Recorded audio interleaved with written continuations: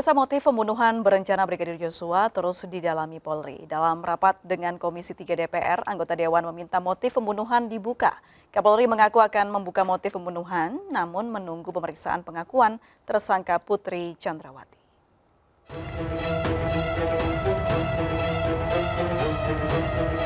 Anggota DPR Komisi 3 Sarifudin Suding mencoba mengkonfirmasi kronologi dan motif pembunuhan Brigadir Joshua kepada Kapolri. Politikus PAN ini kemudian menjelaskan secara detail kronologi yang didapatnya bermula pada 2 Juli, di mana rombongan Putri Chandrawati bersama almarhum Joshua, Richard Eliezer, Ricky Rizal, Kuat Ma'ruf dan ART Susi menuju Magelang.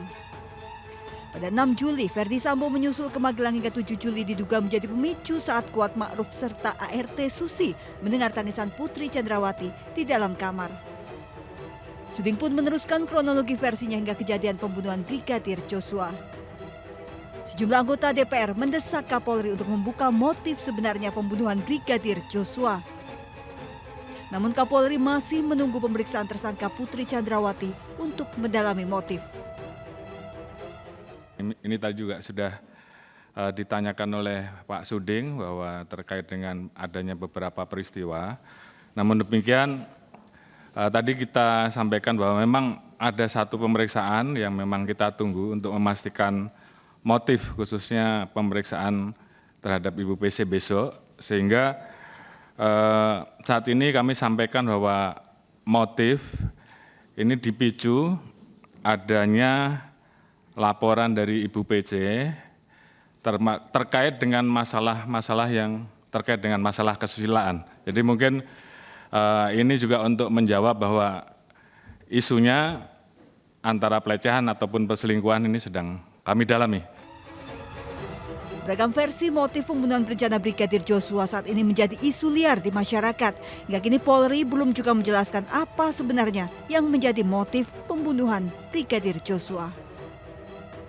Dari Jakarta, Tim Liputan iNews melaporkan.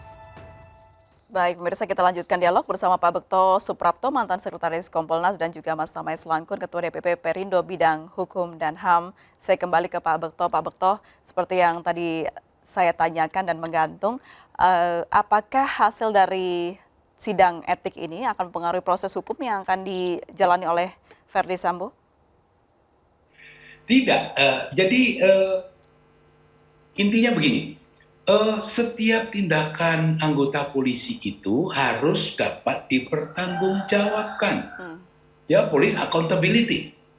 Pertanggungjawaban itu bisa kepada negara, bisa kepada pengawas internal, bisa kepada pengawas eksternal, dan bisa kepada masyarakat. Sidang Komisi Kode Etik yang sekarang sedang berlangsung itu adalah dalam rangka pertanggungjawaban kepada pengawas internal, yaitu melalui sidang Komisi Kode Etik. Dilihat dari sisi etikanya seperti apa. Ya. Kemudian pertanggungjawaban kepada negara itu bisa pidana, bisa perdata, bisa hukum administrasi, bisa tata usaha negara dan sebagainya. Itu tetap berjalan. Sidang Komisi Kode Etik, ya, apapun putusannya tidak berpengaruh kepada pertanggungjawaban pidana. Pidana tetap jalan. Ini menjadi spesial karena Pak Kapolri melihat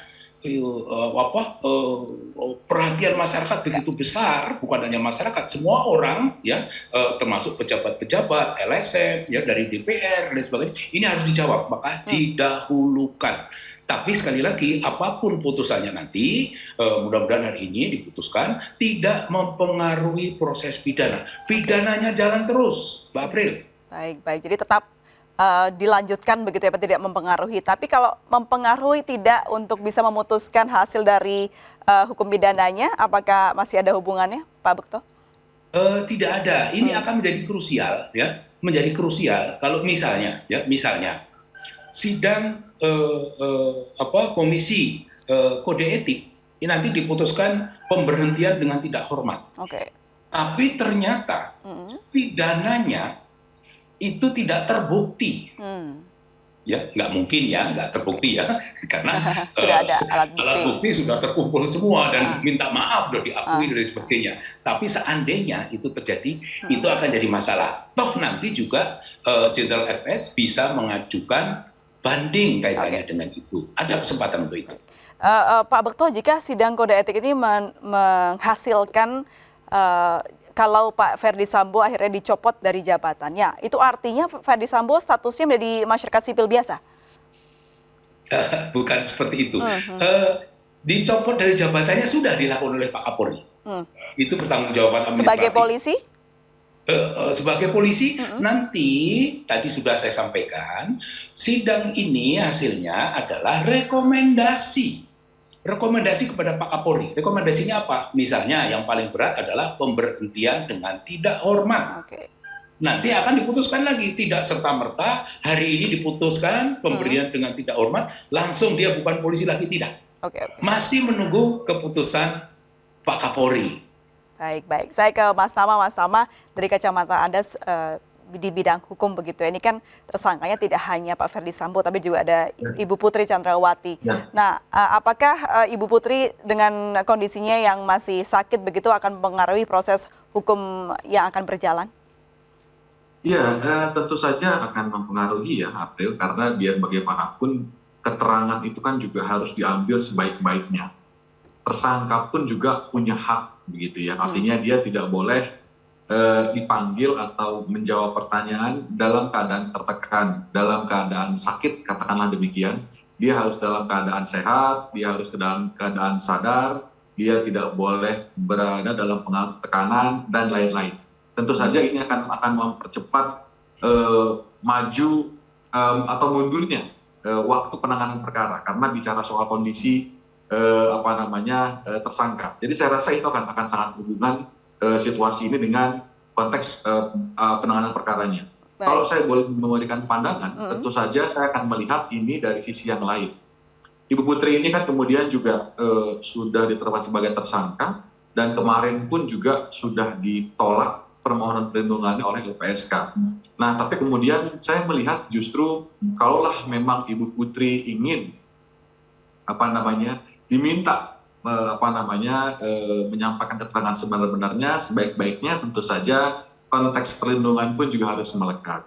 Sama seperti Baradae yang kemudian sudah mengajukan justice collaborator, saya rasa hal yang serupa pun juga sama, dengan catatan tersangka misalnya mau mengakui perbuatannya, tersangka misalnya mau kooperatif dalam penanganan perkaranya, sehingga kemudian hak-hak dari tersangka, kemudian kepastian dalam pengungkapan perkara, ini bisa berjalan dengan baik.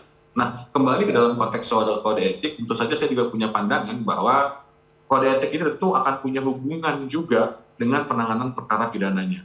Saya malah melihat inilah sebuah aras. Dalam sebuah perbuatan tadi, mana yang akan bermuara pada perkara pidana, mana yang bermuara pada perkara etik.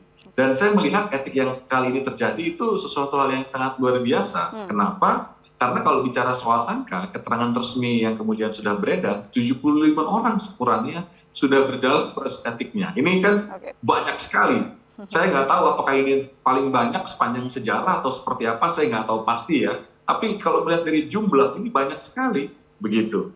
Kemudian dari berbagai macam level, dari yang paling atas, misalnya dalam konteks saat ini, tersangka merupakan juga jenderal bintang 2, yang meskipun sudah nonaktif dari jabatannya, tapi tentu saja ini bukan sesuatu tingkatan yang rendah. Ini dianggap sebagai suatu hal salah satu pimpinan dalam kepolisian. Jadi saya rasa ini punya relasi yang sangat erat dalam konteks penanganan perkara pidananya, dan kemudian juga akan menjadi aras mana yang akan masuk pidana, mana yang masuk etik, atau mana yang masuk kedua-duanya. Dan selanjutnya saya juga berharap dalam konteks pengunduran diri atau apapun tentu akan sangat berhubungan dengan rekomendasi etik apa yang diberikan pasca proses sidang. Karena kita juga harus meletakkan semuanya secara proporsional, tidak memberikan hukuman lebih berat daripada tindakannya, tidak juga kemudian memberikan hukuman lebih rendah dari apa yang dilakukan, sehingga proses etik ini menjadi penting juga. Kemudian juga dia harus berelasi dengan masa depan dari para orang yang diduga menjadi pelaku. bagaimana pembinaannya, bagaimana sanksinya, apakah harus PTDH, apakah harus seperti apa. Saya rasa ini menjadi proses yang tentu saling berhubungan meskipun tidak secara langsung. Demikian, April. Oke. Pak Bekto, apa betul ini menjadi yang terbanyak sepanjang sejarah sidang kode etiknya? Saya bergabung dengan Polri itu sejak masuk Akabri tahun 74 awal. Ya, jadi kalau dihitung ya lama sekali ya. Ya. Ini saya pikir ini kasus yang luar biasa dan melibatkan begitu banyak orang, ya. Dan maaf ya, masih ada kemungkinan yang lain terlibat.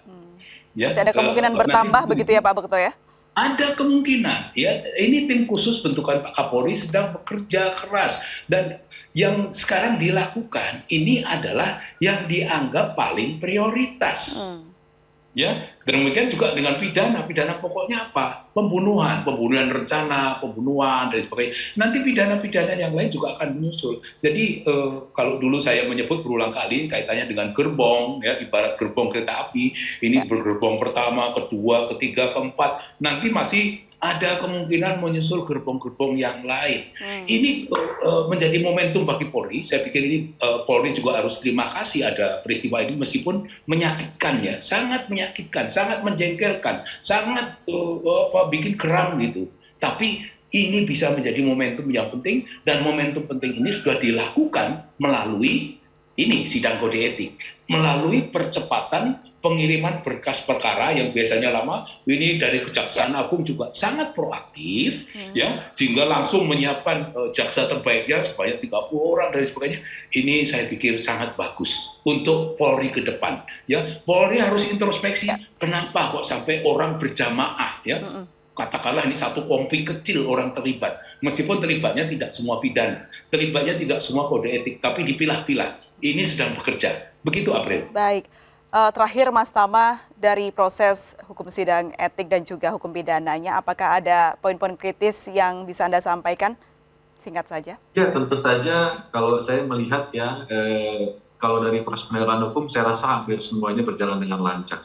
Mungkin 80%, 90%, saya rasa ini sudah mulai terlihat begitu ya. Artinya yang awalnya gelap, yang menurut saya bukan cuma gelap tapi kelam ya, karena ada banyak manipulasi, perubahan dari mulai pelecehan seksual, bahkan ada yang banyak selel lidahnya dalam masih penjelasan kepada publik. Saya rasa sekarang sudah terang benderang begitu prosesnya.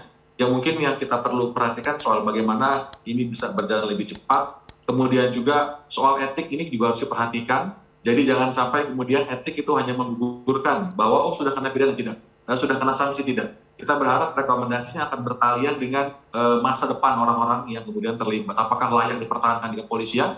Apakah memang harus dihentikan karirnya? Atau harus seperti apa sanksinya? Saya rasa ini ke depan perlu ada transparansi dan akuntabilitas dalam pelaksanaannya sehingga kepercayaan bisa kembali kepada kepolisian.